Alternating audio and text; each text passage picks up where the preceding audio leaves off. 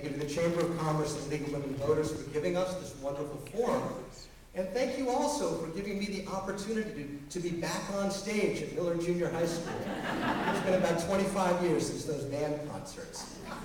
It brings back a lot of memories to me to be here on the stage tonight. When I was a student here in the mid-1980s, we were across the street from a booming IBM plant.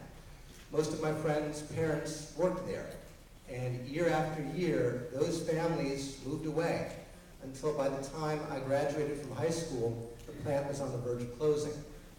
And although we have some great things going on there now, the fact is, for years afterward, it seemed as if the only thing we did was change the name of the road from Neighborhood Road to Enterprise Drive, with exactly the results you'd expect if all you did is change the name of a road.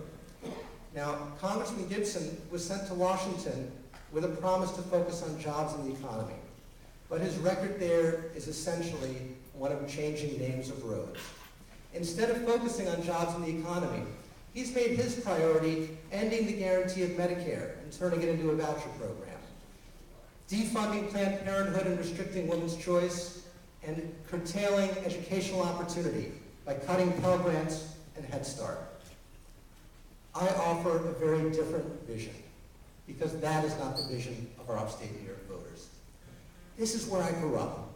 My dad was raised during the Depression, didn't finish 9th grade, joined the Army and served in World War II. My mom is an immigrant. It was her small business that supported my family growing up.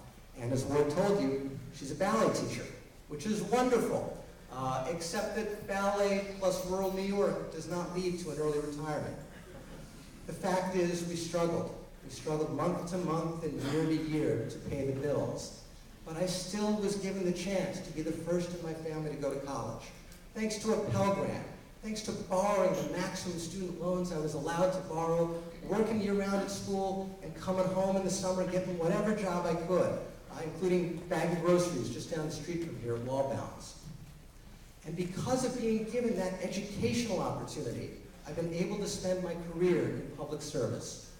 As attorney at the Central Intelligence Agency, I worked on that case, United States versus Osama bin Laden, the prosecution of 4 members of Al-Qaeda for bombing our embassies in Kenya and Tanzania. Became a prosecutor myself, including right here in Ulster County, helping to make our community safer from drug trafficking, domestic violence, and child abuse. And I'm blessed now to be raising my own 3 little boys with my wife Shannon, just a few miles from the house where I grew up and where my mom still lives. I'm running for Congress because I've had the opportunity to live the American dream, and I've also lived the life of middle-class struggles, lived the life of recognizing what an opportunity and difference education makes. Our middle-class voices are not being heard in Washington. They're being drowned out by the special interest, the big corporations, the powerful. I'm running to give a voice to those middle-class families because we need to do more than just change the names of streets in Washington. Thank you very much.